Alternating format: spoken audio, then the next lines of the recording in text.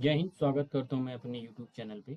आप सभी का स्वागत है हमारे चैनल पीएन कोचिंग सेंटर में। आज हम संसद की ये सेकंड पार्ट लेके आया हूं मैं, क्योंकि इसमें हम जो समझेंगे वो संसद के मतलब और भी क्वेश्चनों के बारे में जानेंगे।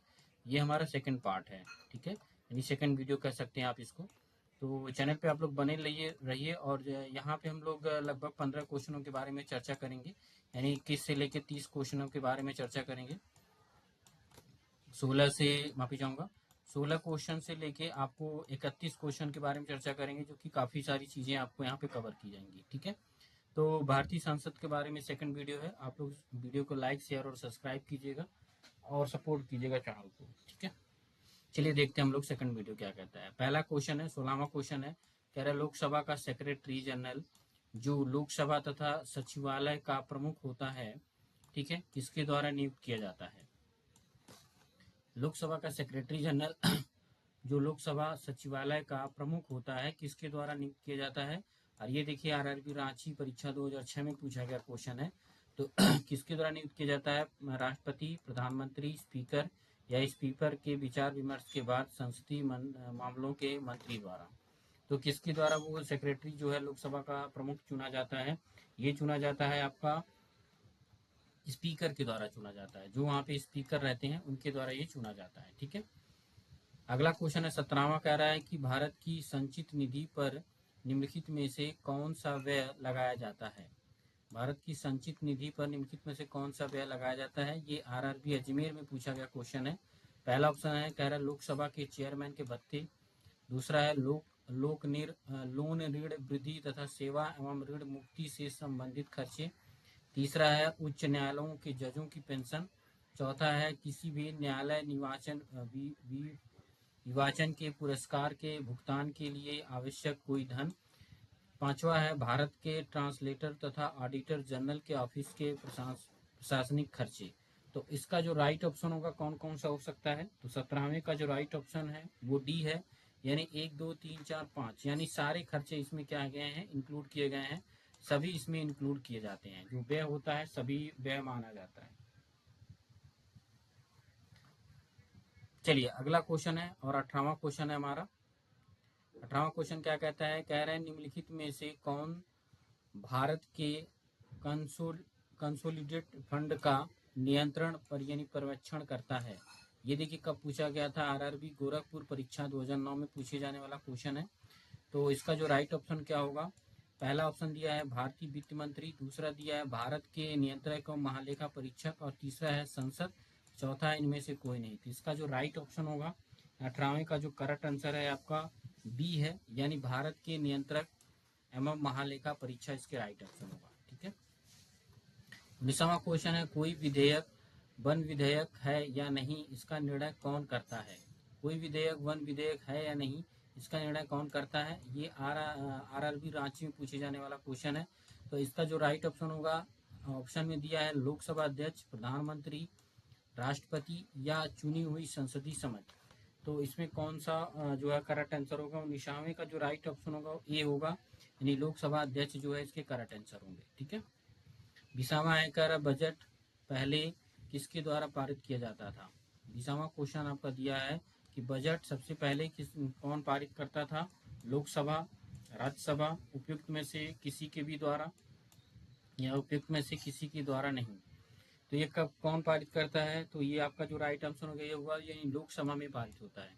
कहाँ पे पारित होता है, लोकसभा के द्वारा ये बजट आपका पारित होता है, ठीक है। चलिए 21वां क्वेश्चन है, जब न तो लोकसभा के अध्यक्ष हो और न ही उपाध्यक्ष उपलब्ध हो, तो ऐसी स्थिति में लोकसभा की अध्यक्षता कौन करता है, ठीक है। तो इसका जो राइट ऑप्शन होगा ऑप्शन ए है कि लोकसभा अध्यक्ष द्वारा चुने गए पीठासीन अधिकारियों के पैनल का कोई एक सदस्य। दूसरा है राष्ट्रपति तथा मनोनीत सदस्य। तीसरा है लोकसभा का वरिष्ठतम सदस्य। चौथा है केंद्रीय संसदीय कार्य मंत्री। तो 21वां का जो राइट ऑप्शन होगा ये आपका है ए, यानी लोकसभा अध्यक्ष द्वारा चुने गए पीठासीन अधिकारियों के पैनल का कोई भी सदस्य इसको संबोधित कर सकता है, ठीक है। चलिए अब हम लोग 22वां क्वेश्चन देखते हैं, कह रहे लोकसभा के निर्वाचन के लिए न्यूनतम आयु क्या होती है। लोकसभा के निर्वाचन के लिए न्यूनतम आयु क्या होती है, तो 22वां का जो राइट ऑप्शन होगा वो डी है। ऑप्शन में आपका दिया हुआ है, देखिए 30 वर्ष, 35 वर्ष, 21 वर्ष और आपका दिया है 25 वर्ष। तो डी वाला ऑप्शन राइट है, नहीं 25 वर्ष होना चाहिए। मिनिमम आयु कितनी होनी चाहिए? 25 वर्ष, करेक्ट आंसर होगा। 23वां क्वेश्चन है, कह रहा है लोकसभा की अधिकतम सीटें हैं, कितनी है लोकसभा की अधिकतम सीटें? लोकसभा की जो अधिकतम सीटें हैं कह रहा है 540, 552, 520 या 525। तो देखिए इसका जो राइट ऑप्शन होगा वो है आपका B. B is the correct answer, यानी 552 जो है करेक्ट आंसर होगा। यानी 552 लोकसभा सीटें हैं। और ये आ रहा है पटना इलाहाबाद में पूछे जाने वाला क्वेश्चन है। अब अगला क्वेश्चन हमारा 24वां कह रहा है कितने दिनों तक यदि लोकसभा का कोई सदस्य बिना सदन की अनुमति के सदन की बैठकों से अनुपस्थित रहता है तो उसे अयोग्य ठहरा जाएगा। तो ये देखिए आरआरबी कोलकाता भुवनेश्वर टीसी परीक्षा 2003 में पूछे जाने वाला क्वेश्चन है। तो कह रहा है 30 दिन, 45 दिन, 60 दिन, 90 दिन या उपरोक्त में से कोई नहीं। तो 24वें का जो राइट ऑप्शन होगा ये होगा आपका सी, यानी 60 दिन तक अगर कोई सदस्य, लोकसभा सदस्य अगर वो सदन की अनुमति के बिना अनुपस्थित रहता है तो उसे अयोग्य ठहराया जाएगा। 25वां क्वेश्चन है, कह रहा है प्रधानमंत्री पद के लिए भारतीय संविधान में निर्धारित अर्हताओं के अनुसार उम्मीदवार की न्यूनतम आयु कितनी होनी चाहिए? प्रधानमंत्री जो पद होते हैं उसकी न्यूनतम आयु कितनी हो सकती है? तो 25वें का जो राइट ऑप्शन होगा इसमें ऑप्शन में दिया है ए 25 वर्ष, बी 30 वर्ष, सी दिया है 35 वर्ष और डी दिया है 18 वर्ष। तो वो कितनी उम्र का होना चाहिए? ए इज द करेक्ट आंसर, यानी 25 वर्ष होना चाहिए। कितना होना चाहिए? 25 वर्ष आपका उम्र होनी चाहिए, तब वो जो है लोकसभा प्रधानमंत्री पद के लिए जो है अनुसार वो उम्मीदवारी कर सकता है। 26वां क्वेश्चन है, कह रहे 81 वर्ष की आयु में भारत में प्रधानमंत्री बनने वाले व्यक्ति थे, कौन थे? 81 वर्ष की आयु में भारत के प्रधानमंत्री बनने वाले व्यक्ति कौन थे? पहला है दिया देवगौड़ा, चरण सिंह, नरसिम्हा राव, मोरारजी देसाई और आपका दिया है ई वाला, नहीं 5वां ऑप्शन दिया लाल बहादुर शास्त्री। वो कौन थे जो 81 वर्ष की उम्र में प्रधानमंत्री बने थे?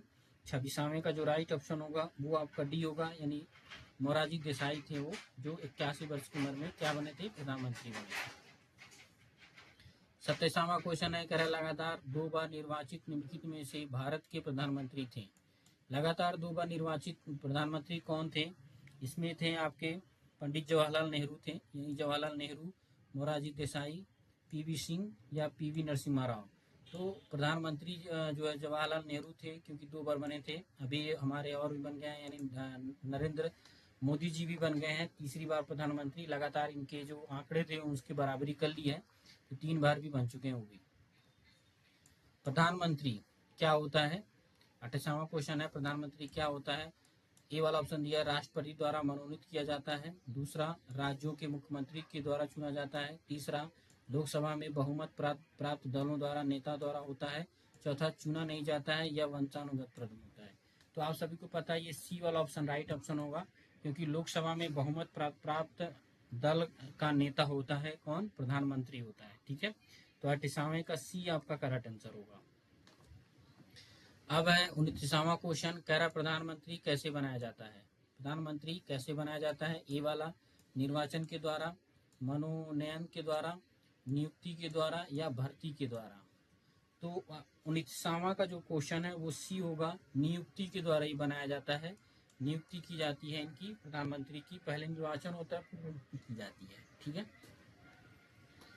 30वां क्वेश्चन है, भारत के प्रधानमंत्री का कार्यकाल कितना है? कार्यालय क्या है? ए निर्माण संविधान के द्वारा किया गया है। दूसरा, एक अतिरिक्त संवैधानिक उपज है। तीसरा, की निर्मित संसदीय कानून बनाकर की गई है। और चौथा है यह उपयुक्त सभी का संयोजन है।